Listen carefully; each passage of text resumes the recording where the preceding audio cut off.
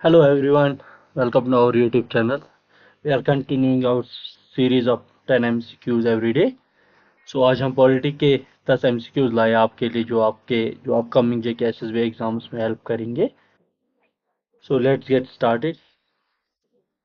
So question number 1 is by which of the following by which amendment of the Indian Constitution the word socialist and secular were added to the preamble. Preamble जो होता है preamble Indian constitution का, उसमें से जो एक ही बार अभी तक प्रेम्बल जो इंडियन कॉन्स्टिट्यूशन का वो अमेंड हुआ है, और वो कब अमेंड हुआ है, कौन से अमेंडमेंट एक्ट से हुआ था, और जिसमें कौन कौन सा वर्ड ऐड किया था, socialist and secular, and one more word were added that is integrity. Integrity भी ऐड किया गया था इसी में. सो कौन सा अमेंडमेंट है? Option B, 42nd constitution amendment act which is also known as the mini constitution, क्योंकि बहुत सारे अमेंडमेंट के थ्रू किए गए थे हमारे इंडियन कॉन्स्टिट्यूशन में. तो क्वेश्चन नंबर 2 क्या है?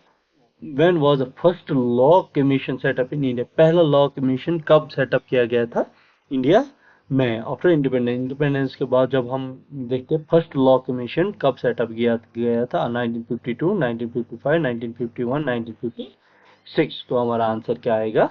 बी पार्ट 1955 में ऐड किया गया था. 1955 में फर्स्ट लॉ कमीशन जो था इंडिया का वो सेटअप किया गया था. पहला क्या था? पहला क्वेश्चन था सिंपल सा, जो प्रेम्बल में कौन से अमेंडमेंट एक्ट के थ्रू प्रेम्बल अमेंड किया गया था, वो 42nd था. और फर्स्ट लॉ कमीशन कब सेटअप किया गया था?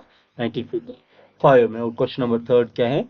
Which who among the following drafted article 370 of the Indian constitution of India? Article 370 के बारे में आप सब लोग जानते ही होंगे.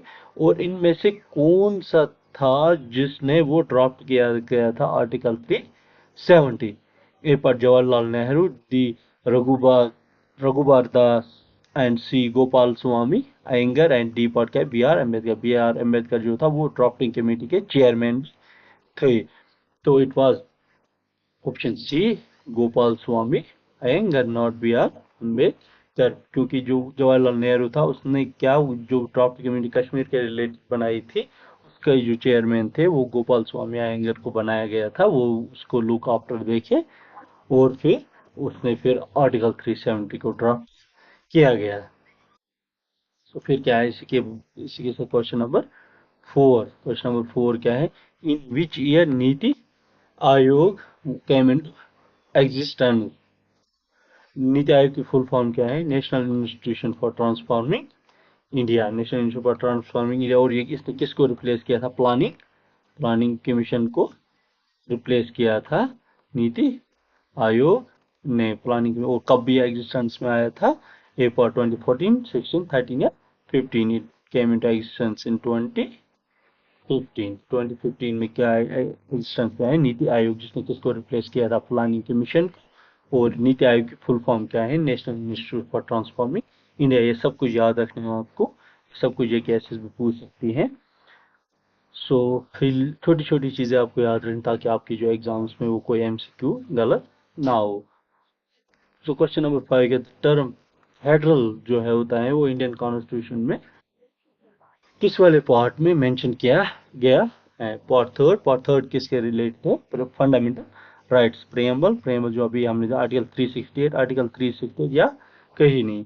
तो का आंसर क्या है? Nowhere the federal word has been used in the Indian constitution. Part third किसके रिलेटेड है? पार्ट थर्ड फंडामेंटल राइट्स है. पार्ट वन क्या है? पार्ट वन है स्टेट, जो इंडिया की स्टेट है उसी को डिफाइन करता है. पार्ट टू क्या है? सिटीजनशिप. और पार्ट थर्ड क्या है? Preamble.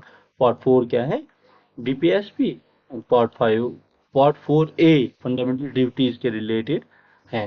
Preamble, as you all know, preamble ये identity card of the Indian constitution. और आर्टिकल 360 किसके रिलेटेड है? जो भी अमेंडमेंट होते हैं इंडियन कॉन्स्टिट्यूशन में, वो किसके आर्टिकल, कौन पावर देता है पार्लियामेंट को वो अमेंड करने का? आर्टिकल 368. और जो फेडरल वर्ड है वो कहीं पे भी इंडियन कॉन्स्टिट्यूशन में मेंशन नहीं किया गया है. इसी तरह क्वेश्चन नंबर 6 क्या है? किस शेड्यूल ऑफ इंडियन कॉन्स्टिट्यूशन में डिस्ट्रीब्यूशन ऑफ सीट जो राज्यसभा में होती है उसको, राज्यसभा में कितनी सीट्स होते हैं? टू 50।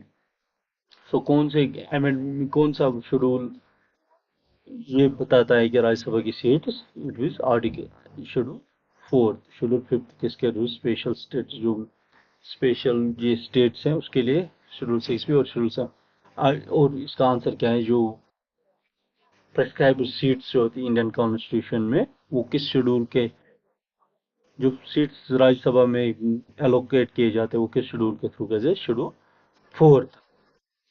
इसी तरह क्वेश्चन नंबर 7 क्या है, under which article can be individual move to, किस आर्टिकल के through individual direct supreme court जा सकता है कि मेरे जो फंडामेंटल राइट्स है उसको वायलेट किया गया है। Article 31, article 31(2), article 31(3), article 31(4), it is article 32। And supreme court can issue writs are habeas corpus, mandamus, certiorari, quo warranto and prohibition. So article 32 के under article 32 is, that's why B.R. Ambedkar said that article 32 is known as the heart of the Indian constitution, under which any of the citizen can go directly to the Supreme Court for their violation of fundamental rights. And question number 8 क्या है, concept of concurrent list in Indian constitution borrowed from, जितने भी जो भी जहाँ से भी जैसे फंडामेंटल राइट्स यूएसए से बोरो किया है, इसी तरह बाकी चीज़ें जो जहाँ से भी बोरो किया वो डीपीएसपी रशिया से किया है, वो सब देख लेना इंपॉर्टेंट है, जीकेएसएस भी पूछ लेती है। सो यहाँ पे हमें बताएं कंकरेंट लिस्ट, कंकरेंट लिस्ट का मतलब क्या हुआ, जिसमें 3 लिस्ट होती है, state list, union list and concurrent list. State list के बारे में क्या है, जिस स्टेट कानून बना सकते हैं। यूनियन लिस्ट क्या होती है, जिसमें सिर्फ यूनियन कानून, एंड कंकरेंट लिस्ट क्या होती है, जिसमें दोनों कानून बना सकते हैं। लेकिन अगर अब मानो कोई कंकरेंट लिस्ट में कोई चीज़ मेंशन है लेकिन उस स्टेट ने भी कानून बनाया और यूनियन ने भी कानून बनाया, तो वहां पे क्या होगा, जो यूनियन कानून बनाएगा वो प्रिवेल करेगा। सो इसका आंसर क्या है, जो क्वेश्चन नंबर 8 का ऑप्शन डी, ऑस्ट्रेलिया से हमने बोरो किया है concurrent list.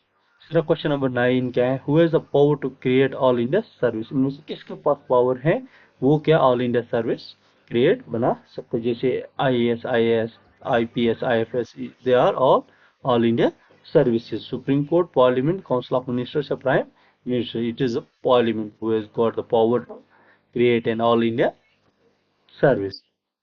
Sir question number 10 most important question है, बहुत ही अच्छा क्वेश्चन है। 73rd कॉन्स्टिट्यूशन अमेंडमेंट एक्ट किसके रिलेटेड है, panchayati raj, foreign exchange, finance commission या RBI. It is related to the Panchayati Raj system, option A. And 74 constitution amendment act किसके related है, इट इज रिलेटेड म्युनिसिपैलिटीज। सो ये थे आज के 10 क्वेश्चन। सो मेंशन करते रहना अपनी नोटबुक में, या तो नोटबुक में मेंशन करो या तो 2-3 बार वीडियो देख लो। So it will help you a lot. और आपकी प्रैक्टिस, जब भी आप पॉलिटी पढ़ो तो साथ साथ ये क्वेश्चंस प्रैक्टिस करते रहो। Do share and subscribe our YouTube channel. Thank you.